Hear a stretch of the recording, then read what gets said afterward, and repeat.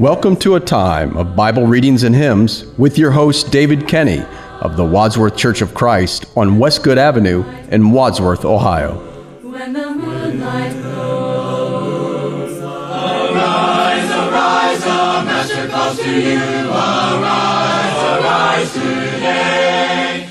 He calls for you to go and spread the news. Arise, awake, awake. Salvation calls to every man his greatest need of all.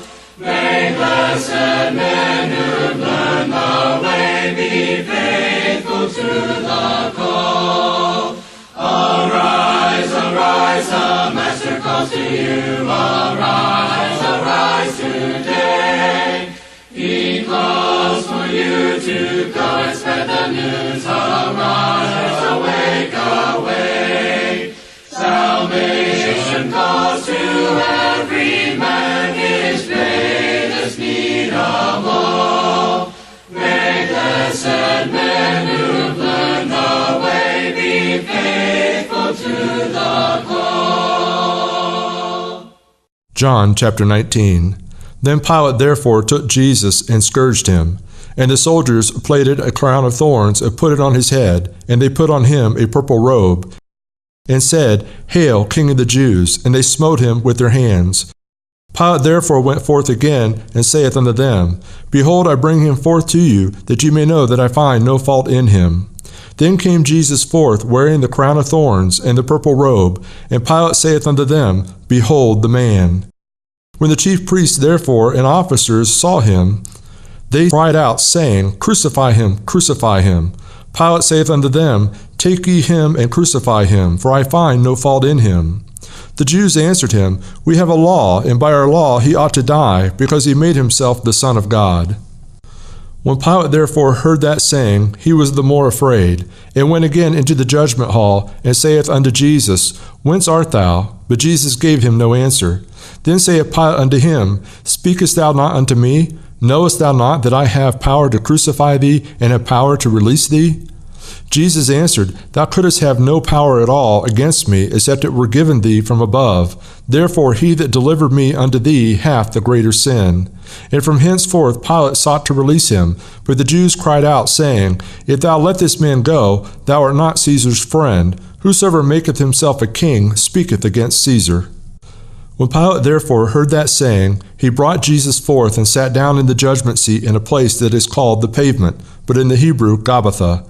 And it was the preparation of the Passover, and about the 6th hour. And he saith unto the Jews, Behold your king. But they cried out, away with him, crucify him. Pilate saith unto them, Shall I crucify your king? The chief priests answered, We have no king but Caesar. Then delivered he him therefore unto them to be crucified. And they took Jesus and led him away. And he, bearing his cross, went forth into a place called the place of a skull, which is called in the Hebrew Golgotha, where they crucified him, and 2 other with him on either side one, and Jesus in the midst. And Pilate wrote a title and put it on the cross, and the writing was, Jesus of Nazareth, the King of the Jews. This title then read many of the Jews, for the place where Jesus was crucified was nigh to the city, and it was written in Hebrew and Greek and Latin. Then said the chief priests of the Jews to Pilate, Write not the King of the Jews, but that he said, I am the King of the Jews. Pilate answered, What I have written, I have written. Then the soldiers, when they had crucified Jesus, took his garments and made 4 parts to every soldier a part, and also his coat. Now the coat was without seam, woven from the top and throughout. They said therefore among themselves, Let us not rend it, but cast lots for it, whose it shall be, that the scripture might be fulfilled, which saith, They parted my raiment among them, and from my vesture they did cast lots. These things therefore the soldiers did. Now there stood by the cross of Jesus his mother, and his mother's sister, Mary the wife of Cleophas, and Mary Magdalene. When Jesus therefore saw his mother, and the disciple standing by, whom he loved, he said unto his mother, Woman, behold thy son. Then saith he to the disciple, Behold thy mother. And from that hour that disciple took her unto his own home. After this, Jesus, knowing that all things were now accomplished, that the scriptures might be fulfilled, saith, I thirst. Now there was set a vessel full of vinegar, and they filled a sponge with vinegar, and put it upon hyssop, and put it to his mouth. When Jesus therefore had received the vinegar, he said, "It is finished," and he bowed his head, and gave up the ghost. The Jews therefore, because it was the preparation, that the body should not remain upon the cross on the Sabbath day, for that Sabbath day was a high day, besought Pilate that their legs might be broken, and that they might be taken away. Then came the soldiers, and brake the legs of the first, and of the other which was crucified with him.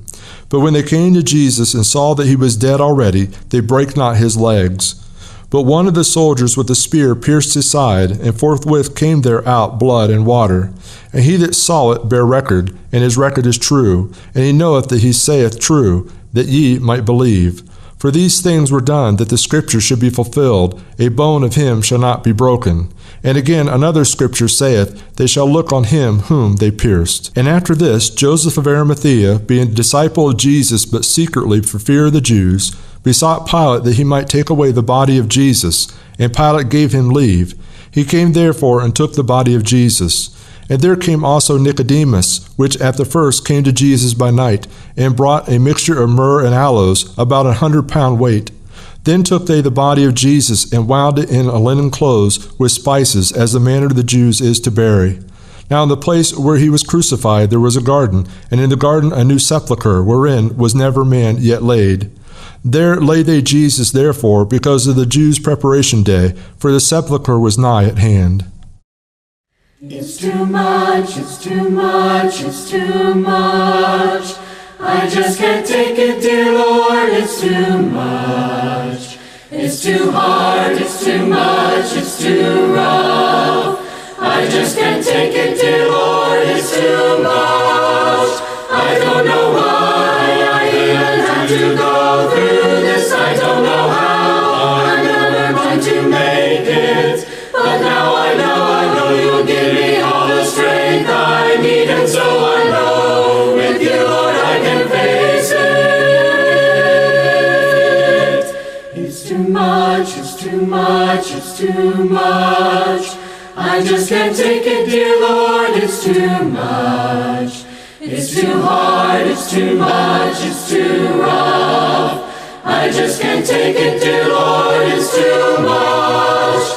I don't know why I even had to go through this. I don't know how I'm ever going to make it. But now I know you'll give me all the strength I need. And so I know with you, Lord, I can face it. It's too much, it's too much, it's too much. All by myself, my dear Lord, it's too much. But you'll strengthen me more than enough. And so with you, Lord, it won't be too much. The gospel stands alone for all who will its glory hear.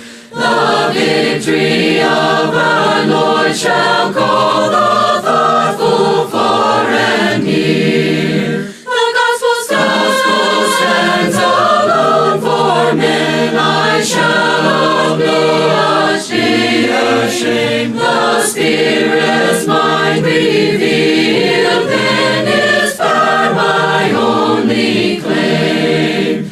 Though chiding men with pomp will shout, make new the old appeal. The gospel stands alone without the aid of men's vain zeal. The gospel stands alone for men. I shall not be ashamed.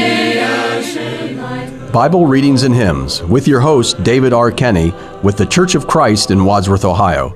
Recorded at WCTV Studios, with music provided by Andy Robison.